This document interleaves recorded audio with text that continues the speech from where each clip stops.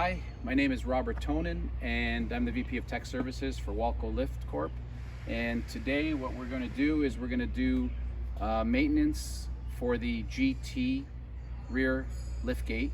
We're going to go through the maintenance requirements, the lubrication, the inspection, and anything related to the regular maintenance that's required for the GT lift gate. Okay, the first thing we're going to do is we're going to inspect the rollers that are inside the track.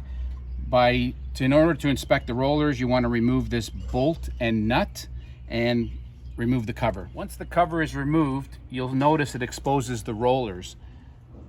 With the rollers exposed, what you want to do is just wiggle the rollers around, make sure there isn't a lot of play on the rollers. They shouldn't move around too much. And you can do that by just removing some of the pressure from the rollers. With this being a power down lift gate, you can actually power the platform down to the ground until the rollers are no longer resting on the bottom, but don't power it down too far because they'll power up into the top. So you want to get them about in the middle, and you want to just make sure that the rollers are in good shape, tracking in and out. The next thing you want to do during the inspection is operate the lift gate through at least 1 to 3 complete cycles, making sure that it tracks in and out properly and it raises and lowers properly. So the first thing you want to do is raise the platform so that it's about 7 to 8 inches off the ground, even as much as a foot. And then you want to track the lift gate. Listen for any unusual noises. And you can see there it's working smoothly. In and out. And then you want to operate the lift gate through a complete cycle, raising and lowering. The next thing you want to inspect are the teeth, both on the sprocket and the rack and pinion system. Do a visual along the entire rack and pinion system to see if there's any damaged or missing teeth on both sides, driver's and passenger side. The next thing you want to inspect is the drive motor that tracks the lift gate in and out. Here you want to make sure that the motor is tight, and you've got an opportunity here to inspect for any visual leaks in any of the connection points to the drive motor from the actual lines. Okay, next thing we're going to look at is all the nuts and bolts. Here we're looking to make sure that all the nuts and bolts are in place, especially when it comes to the pins. Make sure that the bolts that are holding the pin plates in place are intact, that they're not missing or loose. It's a good idea with the bolts is to take a 9/16 wrench if you can, and just take a net wrench and make sure that they're tight. When it comes to the platform, aluminum platform bolts, the tightness on those, you want to make sure that they're about 30 foot-pounds, no more than that. And again, you want to just make sure that they're tight. You want to make sure that there's no loose or missing bolts anywhere on the platform, on the lift gate, anywhere as you walk around the entire lift gate. You're looking for missing or loose bolts, and the loose bolts are going to have to be inspected with a wrench. Most of the size is a 9/16 across the board, especially on these pins right here.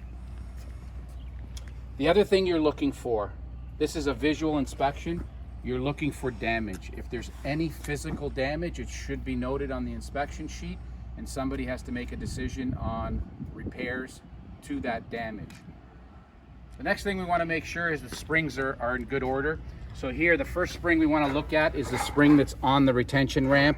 Just make sure that it's intact and working fine, that the chain is in place and solid. The other thing, while you're looking at that inspection, you want to make sure that the lever is secure and the roll pin that holds that latch in place is in place also. Next thing we want to inspect is the spring that helps with the flip ramp. With this spring, when the platform is open, the driver's side spring is loose. It's not under tension. And you can feel and have a visual inspection of the spring to see if it's broken. And once you're done inspecting whether it's broken, you want to lubricate the spring along the coils with some regular light oil along every coil. Grease zerks on the hinge pin for the aluminum ramp. However, it's a good idea to squirt a little bit of light oil when you're doing the springs on the inside. Take some of that oil and lubricate it inside these cracks to get into the pin for the hinge. Your platform is equipped with a light on both sides. When the platform is open in the horizontal position, ready to use, the light should be flashing. The next thing we're going to inspect is some of the hydraulic and electrical wiring along the side of the lift gate. So first thing is on the switches. We want to make sure that the switches are in good working order. You're obviously testing these as you do your maintenance, but you want to make sure there's no damage to the switches themselves. Make sure the bolts are tight, and then inspect the lines running to and from the power unit box along the entire length to make sure that there's no damage, fraying, cracking on the lines, because if there is, they may need to be replaced. And on the power unit box, on the side of the power unit box, you'll see Deutsch connectors. You want to make sure that those connectors are plugged in and secure. Another visual inspection you want to do is the guide pads.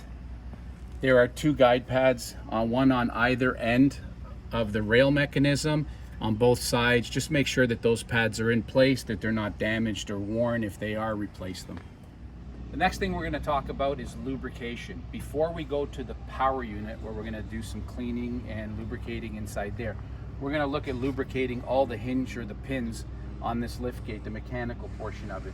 So you'll notice that on the cylinder, you've got your grease zerks here on the top, and you've also got them on the lower cylinder pin. You want to make sure that those 2 areas are both lubricated, as well as all the pins that rotate, where the platform and the mechanism rotate on. There's zerk fittings in each one of these pins in the center of the tube. You want to make sure those are lubricated with standard automotive grease. Okay, now we're inside the power unit box, and when we get to the power unit box, a couple of things we want to do an inspection on. First of all, the oil fluid level in the tank. So with this particular liftgate, because it's a power down, we want to check it with the platform at floor level. With the platform at floor level, you want to have the tank about 3/4 full. You have plenty of fluid in the reservoir. So in this case here, we probably have at least 3 inches more oil than what we need, which is a good level. So if you're checking it with the platform on the ground, you want it to be about 3/4. When you're checking with the platform at the top, you want to be just above the 3/4 line. There's not a huge fluctuation in the oil level between the two, but you want the tank to be at least 3/4 full. The way you access the tank is through this breather.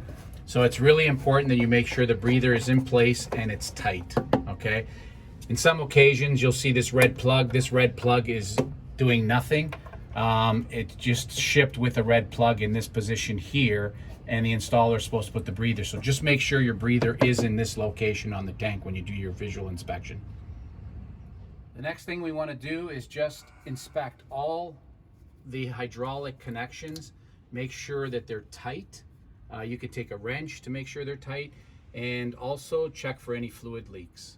You want to make sure that if there are any fluid leaks, you want to take care of them during the routine maintenance. The next thing we want to do is look at the electrical connections. Make sure all the electrical connections are tight. Inspect the wires for any chafing or damage along their path, especially where they run through the power unit box on the exterior or on the side, and also in between the battery compartment and the pump box. You want to make sure that the battery cable, there's a rubber grommet there to protect it, and there's no chafing that could cause a fire. As far as the battery compartment is concerned, you want to first and foremost load test the batteries at each routine maintenance. Make sure you've got the correct batteries for the application. We recommend a dual purpose battery, 180 reserve capacity. A group 31 is just the size that fits into our box, so we recommend a group 31 battery. Make sure that you have all the terminals tight. Again, look for any fraying or damage. Your circuit breaker's intact. Once you've inspected and tested everything, then you want to make sure you lubricate all the terminals with either a dielectric grease or a red insulating varnish to protect it. Another important point is to make sure your batteries are secure. So make sure that the hold down for your battery is secure and tight, and that your batteries are not moving around inside the box while in transit. Just as we did with the battery terminals, clean, lubricate, we're going to do the same thing with all the electrical connections inside the power unit compartment. Make sure that all the terminals are clean, and that once they're cleaned, you spray you spray a dielectric grease or a red insulating varnish to protect them, including the ground plug. The second last thing you want to do is you want to toggle to the backup power unit, and you want to run the power unit through 2 complete cycles to make sure it's working. This liftgate is equipped with a backup, so toggle to backup, and then let's run the liftgate through 2 complete cycles. Okay, so I've toggled over to backup power unit, and with the backup power unit, we want to make sure that we've got the power unit working, so we want to cycle it through 2 complete cycles on the backup system. Make sure everything's operating correctly.